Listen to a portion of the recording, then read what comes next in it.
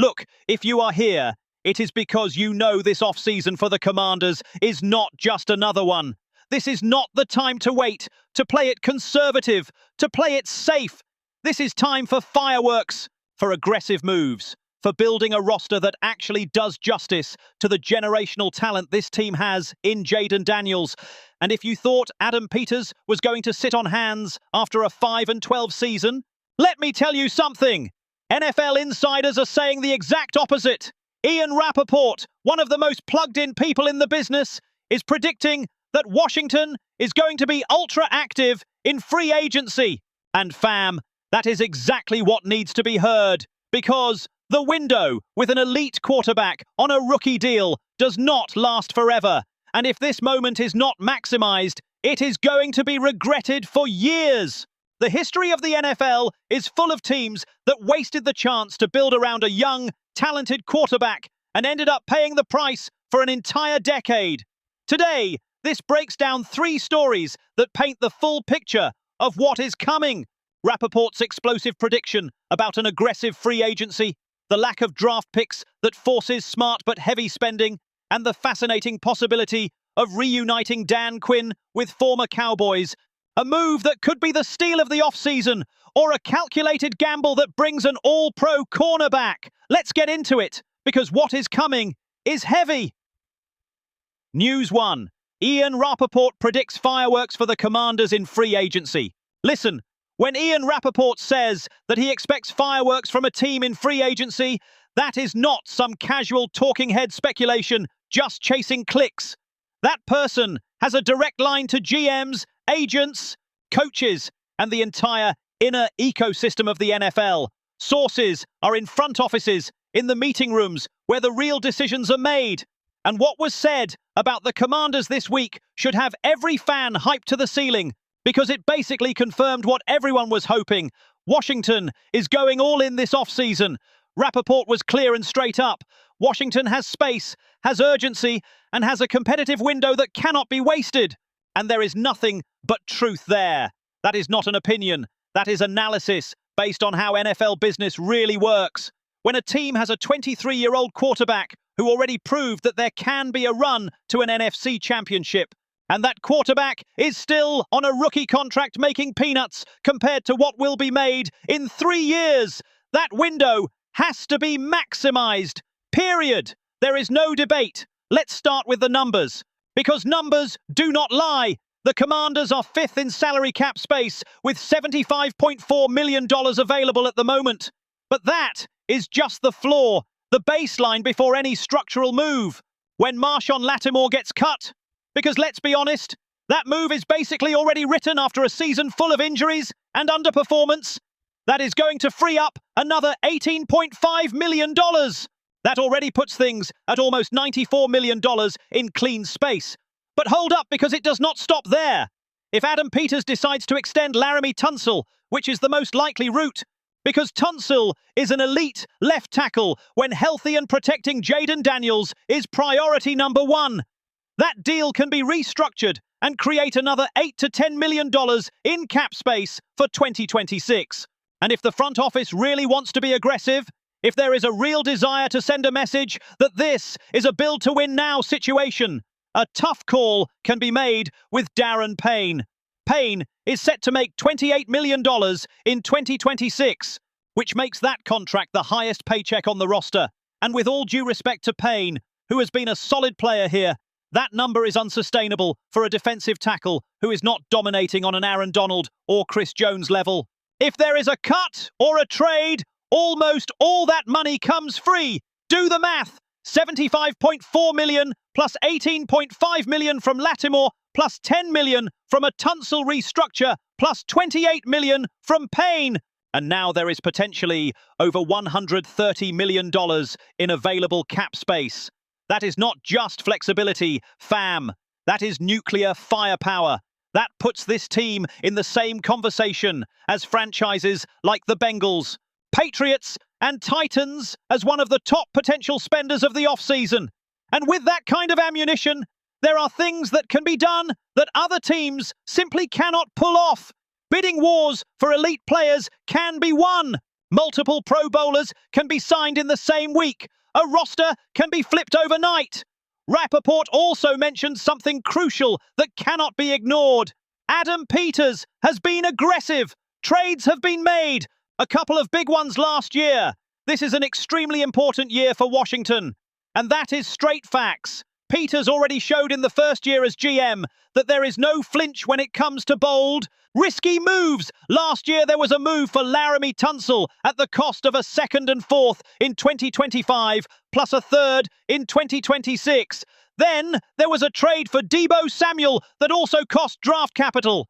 Those moves were not perfect. Deebo had a disappointing season with only 45 receptions and the contract voided automatically, leaving $12.4 million in dead cap, which hurts. But they showed intent. They showed that Peters understands the urgency of the moment. They showed that there is no interest in playing it safe and doing a slow 5-year build. The mission is to capitalize on Jaden Daniels' window and build a contender immediately. But here is the detail that is the most exciting, the specific language RAPOPORT used. It would not be a surprise if there were some fireworks here, knowing how important this is, how much space there is, and the window that exists with a good young quarterback. The time to spend is now. That is not neutral insider language hedging bets. That is an insider flat out saying that big moves are expected, that sources inside the building are saying Washington is going to be aggressive. And when the full context is put together, it all makes perfect sense. The Commanders are coming off a 5-12 season. That is absolutely unacceptable. Barely a year after reaching the NFC Championship game. That is a massive collapse. The pressure on Peters and Dan Quinn is enormous. The fan base is frustrated. The media is questioning whether last year was a fluke. And the organization knows there is no room for another mediocre season, because if that happens, questions about Quinn's future are going to start. So what does fireworks mean in real, concrete terms? It means Washington has to be a top spender this offseason, period. There can be no timidity. There can be no settling for second-tier signings. There has to be a push for names like Trey Hendrickson, Devin Lloyd, Kyle Pitts, Boy Murphy in the market, and a willingness to win bidding wars by paying a little more than other teams. Because the reality of the 2026 market is this. Free agency is not super deep in terms of true superstars. But the salary cap jumped again because of the new NFL media deals. That means prices are going to be inflated across the board. Players who would normally sign for $12 million are going to be looking for 15 or 16. And that, ironically, is good for the Commanders. Why? Because while other teams are going to have to choose between 1 or 2 players due to cap limitations, Washington can sign 3, 4, even 5 impact players without blinking. The premium price can be paid, and there will still be room left.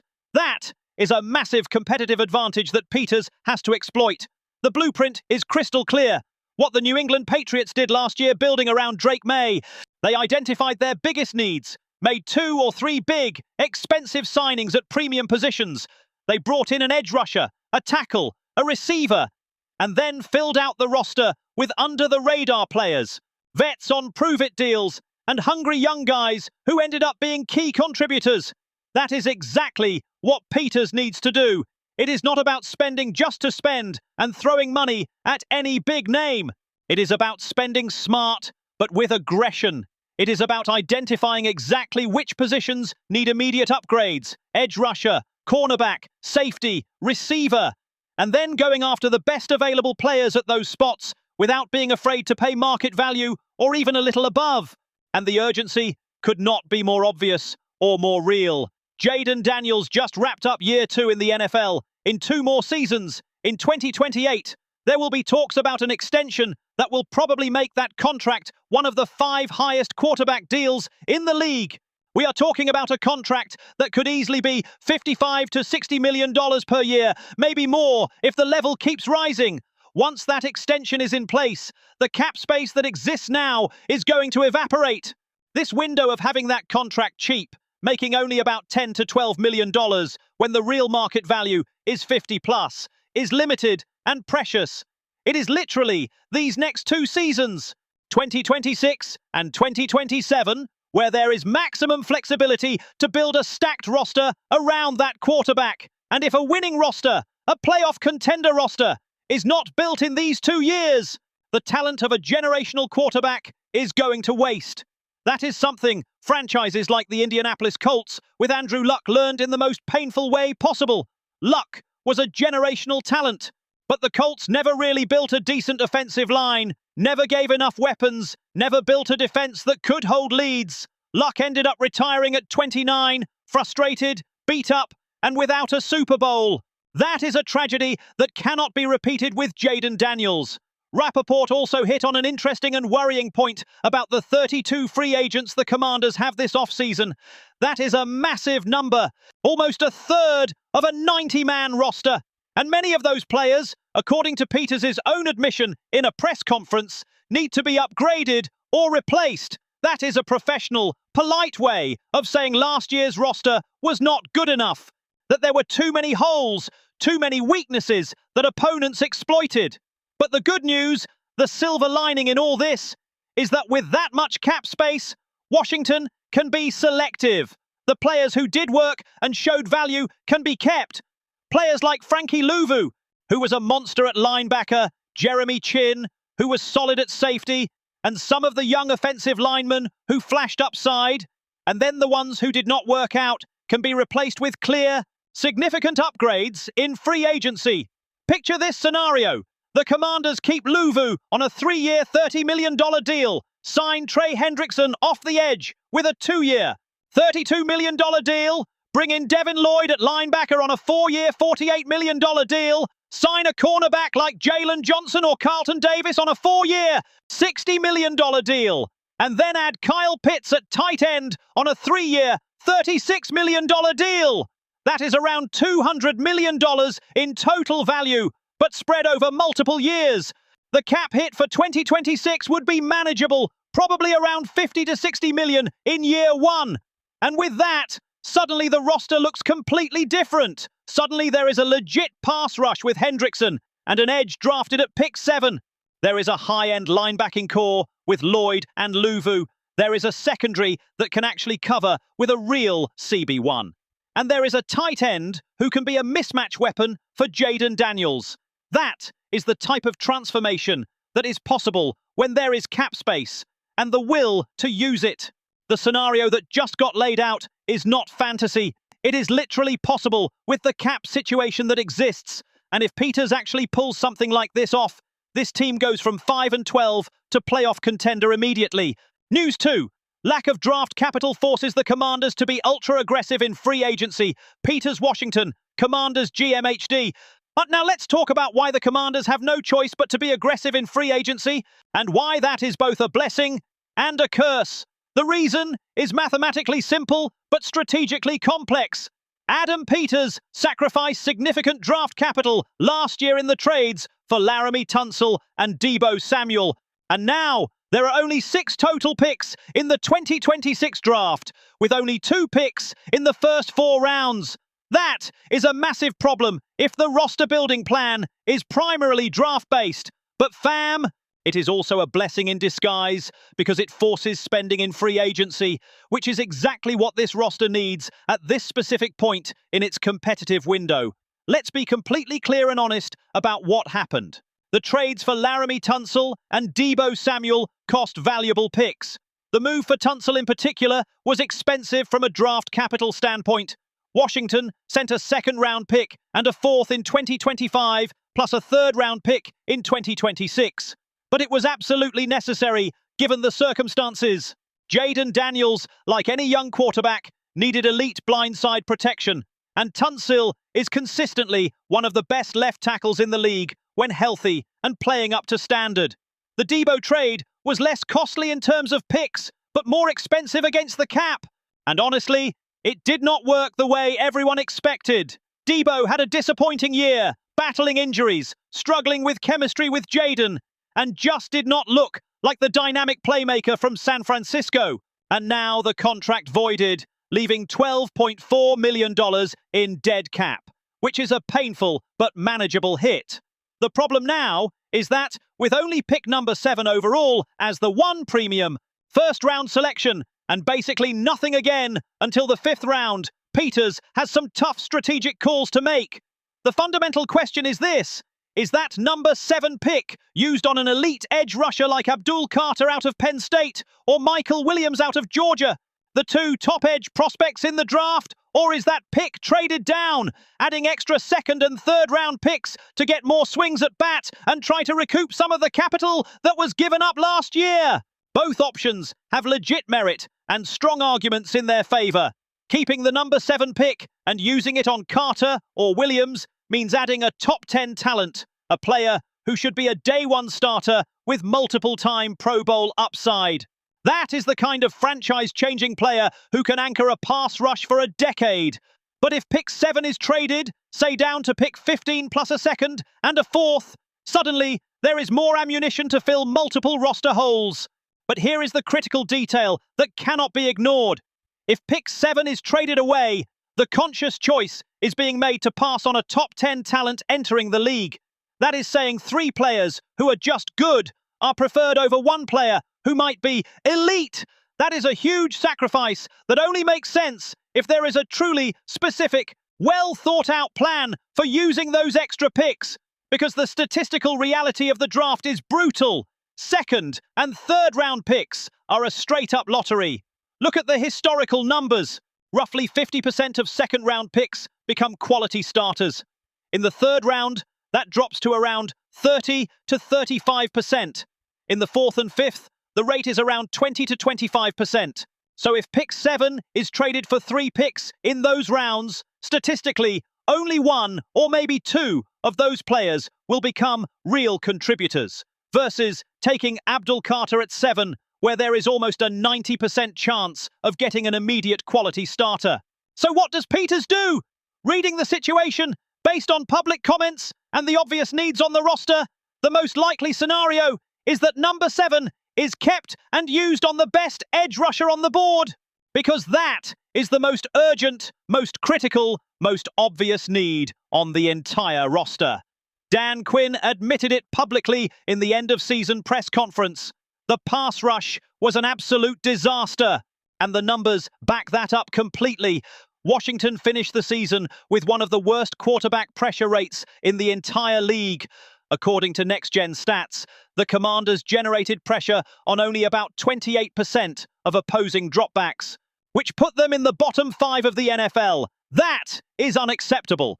And the lack of pressure had a devastating domino effect on the entire defense, because it does not matter how good the corners are, how good the safeties are, or how well the coverage scheme is designed.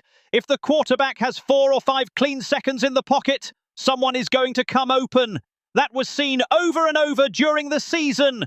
Mediocre quarterbacks looked like all-pros against this defense because they had all day to scan the field, get to a 3rd and 4th read, and find the open receiver. That is not primarily a coverage problem. It is a pass rush problem, and the only way to fix that is by adding elite talent on the edge. But here is the key point David Harrison from SI Commanders nailed perfectly. A single pick is not going to fix everything. Even if Abdul Carter is drafted at 7 and immediately plays at a Pro Bowl level, there is still a need for another edge rusher on the other side to form a real duo. There is still a big need in the secondary, especially at cornerback after cutting Lattimore. There is still a need for real depth on the offensive line because injuries absolutely wrecked that unit last year. There is still a need for a young tight end who can be the future after Zach Ertz. And with only 6 total draft picks, there is simply no way to fill all those holes. It is mathematically impossible. That is why free agency is not just important, it is critical. It is the difference between having a competitive roster and having a roster with too many holes to win consistently. Harrison said it perfectly in the article. The shortage of draft capital forces the Commanders to be aggressive in free agency. And fam, that is not a subjective opinion. That is an objective, mathematical fact. If there are not enough picks to build depth through the draft, that depth has to be bought in the open free agency market. And with over $75 million available before any structural moves, Washington absolutely has the financial resources to do that. Now let's talk specifically about the positions that need urgent attention. Harrison pointed out in the breakdown that there are at least 9 spots on the Washington roster that could see significant change from the 2025 roster to the 2026 roster. That is almost 1/3 of the 22-player starting lineup. And when the needs are really laid out position by position, it is easy to see why that number is not an exaggeration. Edge rusher. This is need number 1, no debate. 2 quality starters are needed because right now there is not even one consistently dominant edge. Clelin Ferrell is a solid run defender, but not an impact pass rusher. Dorrance Armstrong is depth, not a starter. Casey Toohill is the same. There has to be an elite edge in free agency. Hendrickson, Mafe, someone in that range. And then another one needs to be drafted at pick 7. Cornerback. With Marshawn Lattimore basically 100% headed for a cut, there is a need for at least one true CB1 who can match up with the top receivers in the division. Because do not forget that this team faces CeeDee Lamb twice, AJ Brown twice, Devonta Smith twice. Somebody has to be able to hang with that level of talent. Emmanuel Forbes is not that player. Benjamin Saint-Just is not either. A free agent corner has to be brought in. Safety. Jeremy Chin is in place and solid, but there is a need for real depth and possibly an upgrade at free safety. Percy Butler flashed, but is not consistent. Derek Forrest is depth at best. If a player like Brian Cook from Kansas City can be brought in, young and ascending, that would be ideal. Linebacker. Bobby Wagner just turned 36. A legend. A future Hall of Famer. But the reality is that the age is showing and a step is gone. A return on a veteran minimum type deal as depth and mentor is possible. But that cannot be the starting linebacker in 2026 if this team really wants to compete. There has to be someone younger and more athletic. Someone like Devin Lloyd who can cover, blitz and tackle. Wide receiver. With Deebo Samuel off the roster, a reliable, consistent WR2 behind Terry McLaurin is needed. Diami Brown is not that. Olamide Zacchaeus is a WR3 or WR4 at best. Luke McCaffrey is a rookie still developing. A veteran receiver who can be a real second option for Jaden Daniels has to be added. Tight end. Zach Ertz is 35 and clearly declining. There was a decent season, but the days of being a high-end playmaker are gone. Ben Sinnott is young and has upside, but is not ready yet to be the main guy. If Kyle Pitts really hits free agency, that is a no-brainer signing that gives Jaden an elite mismatch weapon. Offensive line. Real depth is needed on the interior, especially at guard. Sam Cosmi is solid at right tackle. Tunsil is elite at left tackle when healthy, but guard play was inconsistent all year, and the center spot needs competition. Tyler Biadasz is okay, but not special. 1 or 2 quality linemen have to be signed in free agency to create competition and depth. Defensive tackle. If Darren Payne is cut or traded, that spot needs to be replaced. Even if Payne stays, a true one-tech nose tackle who can eat blocks and free up linebackers is needed. Jonathan Allen is solid, but needs help next to him. Special teams. The kicking game was inconsistent. The punt return game was mediocre. There need to be upgrades there too, though those spots can usually be filled with undrafted players and camp bodies. That is a lot. That is a ton of spots that need real attention. And that is not getting fixed with 6 draft picks, no matter how well the draft is handled. But it can be fixed, or at least significantly improved, with an aggressive, well-executed free agency. And that is exactly what RAPOPORT, Harrison, and all the insiders are predicting will happen. The key is going to be execution. Peters has to identify exactly which players are available who fit what Quinn and the coordinators want schematically. There has to be a correct read on who is truly going to hit the market versus who is going to be tagged or re-signed. The bidding wars have to be navigated without ridiculous overpaying, but also without being so cheap that the targets are lost. And then, once 3 or 4 impact starters are signed in free agency, the draft has to be used smartly to fill remaining holes and add cheap, young depth. That probably means taking an edge at 7. then using the remaining picks on positions of need like safety, receiver, and offensive line. If Peters really pulls this off, if the team truly goes all in and signs 3 or 4 Pro Bowl level starters in free agency and then drafts well, this roster looks completely different in September. That would be a potential turnaround on the level of those 2024 Commanders when the record flipped from 4-13 to an NFC Championship appearance. News 3. Dan Quinn could reunite with Trevon Diggs, the Cowboys' wild card. Now this is the most intriguing, most fascinating, most controversial piece of the 3 stories being covered. Greg Orman from Fox Sports, one of the best connected and most respected insiders covering the NFC, is predicting that the Washington Commanders are going to sign Trevon Diggs, the former All-Pro cornerback from the Dallas Cowboys. And fam, the first reaction to that report is a mix of excitement, skepticism, and serious curiosity, because this is fascinating for multiple reasons that need to be broken down. First, Trevon Diggs had the best season of that career, the absolute breakout year, under Dan Quinn in 2021, when 11 interceptions were snagged in a single season and a first-team All-Pro nod was earned. That is one of the best cornerback seasons of the last decade in the NFL. 11 picks is a ridiculous number in the modern passing era. For context, most elite corners are thrilled if they pull down 4 or 5 picks in a great season. Diggs had 11. Second, Diggs is coming off a completely disastrous 2025 season, probably the worst of that pro career, where there was a cut from the Dallas Cowboys after years as CB1, and then another cut from the Green Bay Packers after just 2 games. That is brutal. That is a massive fall from grace for a player who, just 4 years ago, was viewed as one of the best corners in the league.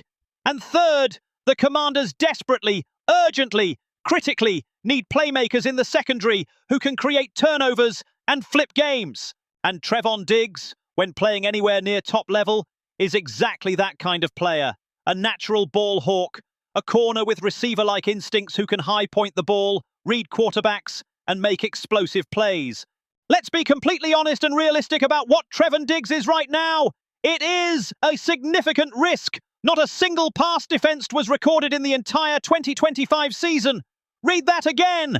0 pass breakups in a full season before being cut. That is almost unbelievable, almost statistically impossible for a corner playing significant snaps. But it happened, and it is a massive red flag. However, there is important context that cannot be ignored. Diggs suffered a serious ACL tear in 2023 that clearly affected explosiveness, change of direction, and the confidence to plant and drive on routes. Then there was a concussion in 2024 that cost time and clearly affected timing and processing. Those are serious injuries that can completely change how a defensive back plays, especially one who relies so much on athleticism and instincts. On top of that, once Dan Quinn left Dallas after the 2023 season, the Cowboys' defensive scheme changed dramatically. Mike Zimmer came in as DC with a totally different system. Much more conservative, much more man-heavy, much less aggressive. Diggs never adjusted. There were struggles in man coverage, struggles without the over-the-top help Quinn used to provide, struggles with confidence. The Packers signed Diggs, thinking they could fix the situation, that the 2021 version could be found again.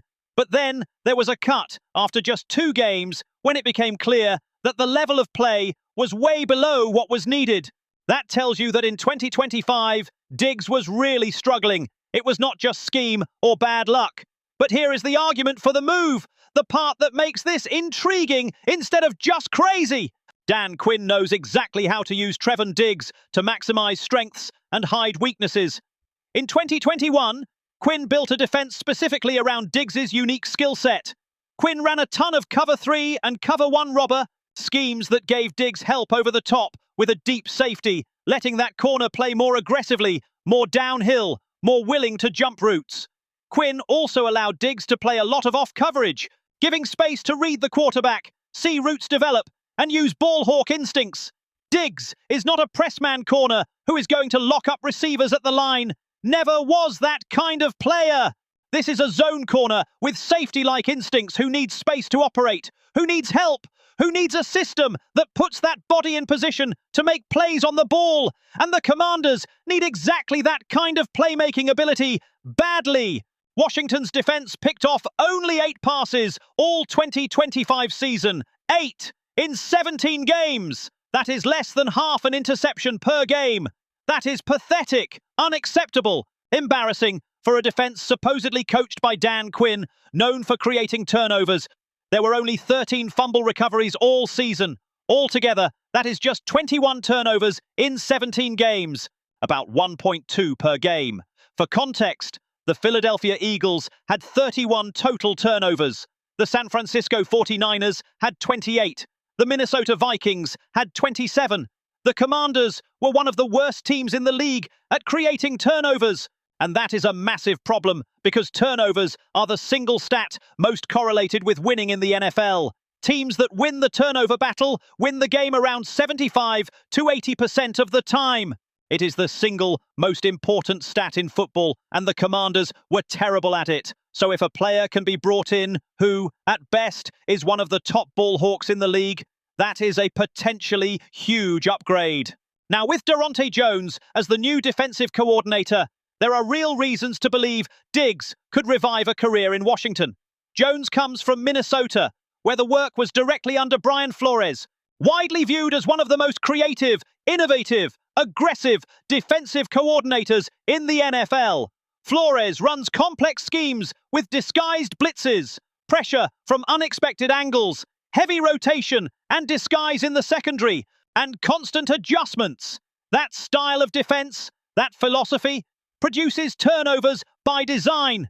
It confuses quarterbacks, forces quick decisions under pressure, makes them throw into coverage that is not what it looked like pre-snap. And when quarterbacks are confused and pressured, they make mistakes, they throw picks, they fumble. Those are the moments when a ball hawk like Diggs can make plays. If Jones brings a similar philosophy to Washington, if that Minnesota aggressiveness and creativity really shows up, Diggs could thrive, because what Diggs does not need to be is a shutdown corner who erases CeeDee Lamb or A.J. Brown in man coverage. That was never the game, and it probably never will be, especially after the injuries.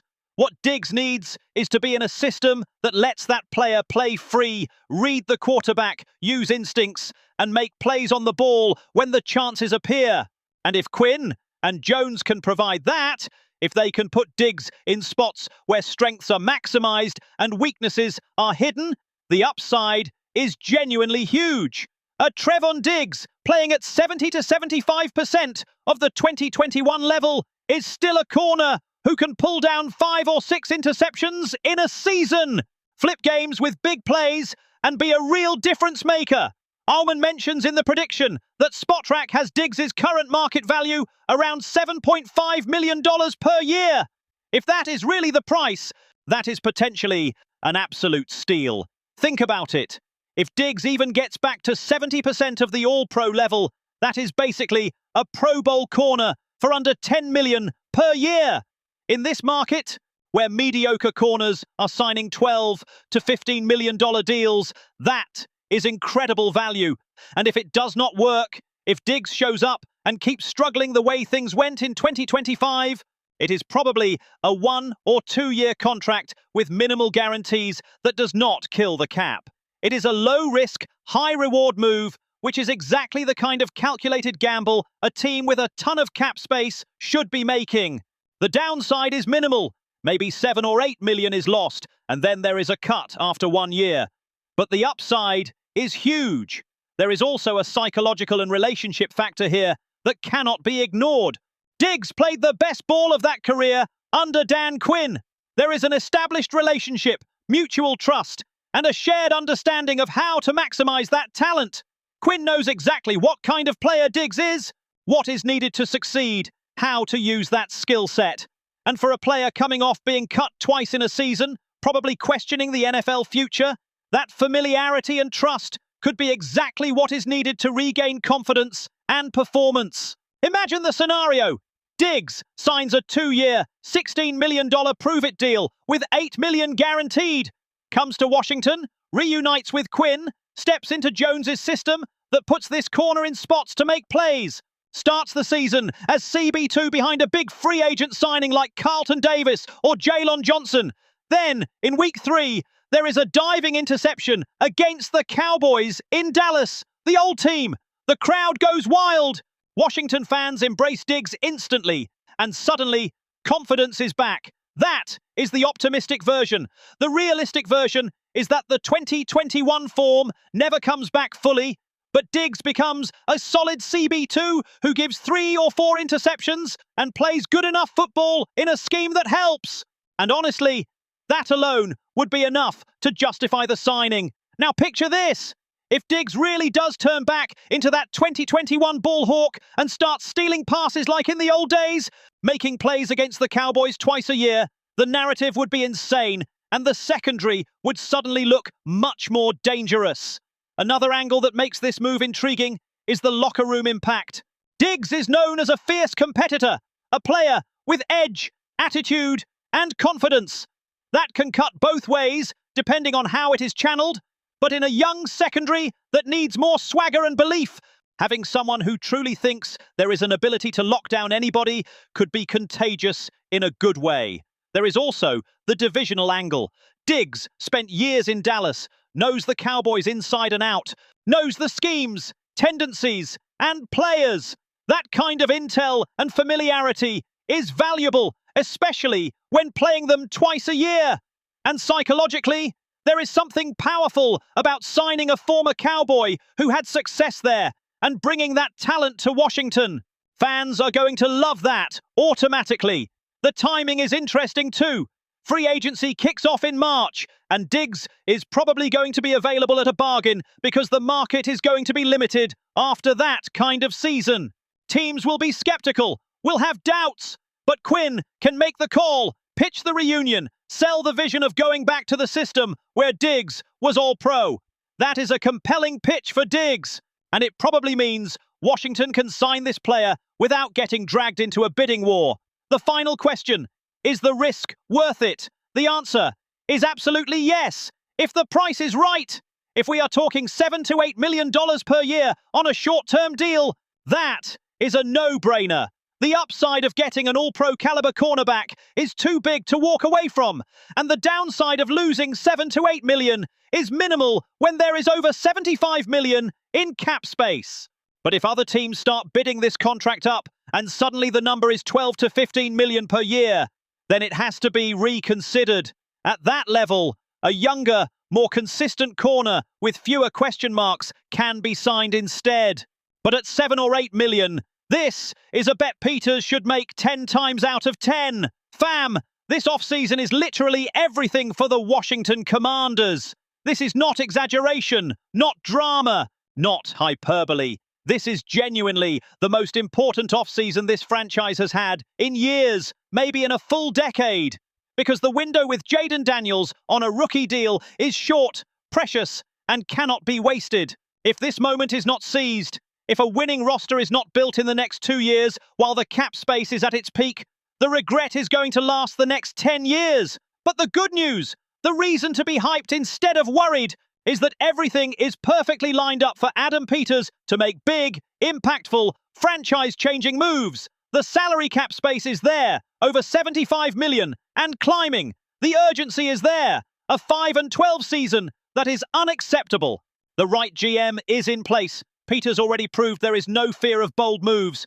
And there is the prediction from insiders like RAPOPORT saying they expect fireworks. The question is not whether the Commanders are going to spend this offseason. The question is who they are going to spend on and whether the execution will be right. Will Trey Hendrickson be brought in to finally give this team an elite pass rusher?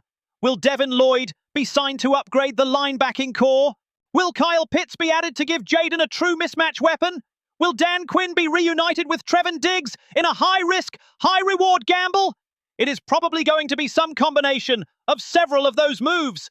And if Peters nails this offseason, if there really is an all-in approach the way RAPOPORT is predicting, Washington can go from a disappointing 5-12 team to a real contender in the NFC East in 2026. Because do not forget, This same core of players, with less talent around them, was in the NFC Championship just 2 years ago. The potential is there. The right pieces just have to be added, and the NFC East is wide open to be taken. The Cowboys are in cap hell and losing players. The Giants are rebuilding around a quarterback nobody really believes is the long-term answer. The Eagles are good, but have their own issues and question marks. If the Commanders execute this offseason perfectly, if a complete roster is really built around Jaden Daniels, this team can win the division and make another deep playoff run. So fam, if the hype level is as high as mine for what is coming, if there is a readiness to see fireworks this offseason, hit that like button on this video because that shows you are locked in. Subscribe to the channel if that has not been done yet, because every single move, every signing, every trade, every development from this absolutely critical offseason is going to be covered. And drop it in the comments. Which free agent should the Commanders sign first? Hendrickson, Lloyd, Pitts, Diggs, somebody else? Because this offseason is going to be epic. It is going to be transformative. And there is no way you want to miss a second of it. We are going to be here every day with updates, analysis, reactions, everything you need to stay informed and hyped. HTTR, fam, hail to the Commanders. See you in the next video, where there will probably already be more news because this off-season is moving fast. Let's get it.